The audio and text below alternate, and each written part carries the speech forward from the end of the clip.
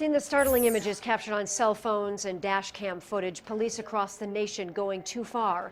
In the wake of the controversy, our Scripps National Bureau has discovered a little-known privilege that's been afforded to some officers after they fire their weapon.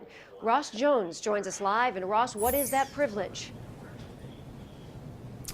Well, Joanna, always good to hear your voice. Good afternoon, Detroit. You know, when a civilian fires a weapon, police act very fast. They rush to the scene, they interview suspects, any witnesses, anyone who might know something.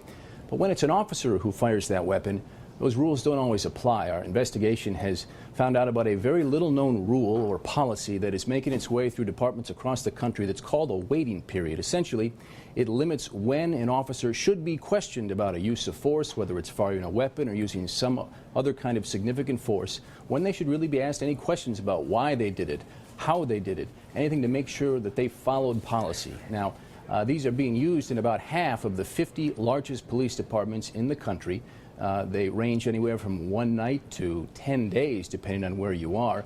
And they have a lot of people concerned because if you're an officer who may have done something wrong, maybe you crossed the line, if you have a few days before you have to answer any questions about what you did, it might give you a chance to get your story straight, maybe clean it up. So that's the subject of our latest investigation here. Ross, is there any science to back up the benefits of waiting to talk to the officers? Yeah, it's a very controversial science. There certainly is some basis to say that if you take a night or two to sleep, that your memories of an event might become better consolidated and they might become more coherent for you to recall. But a lot of memory experts will say, well, that is true.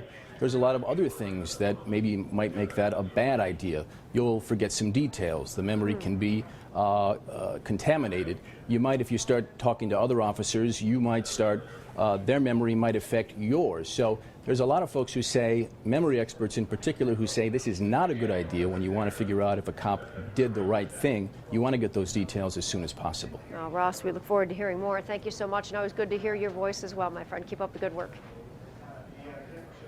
Well, the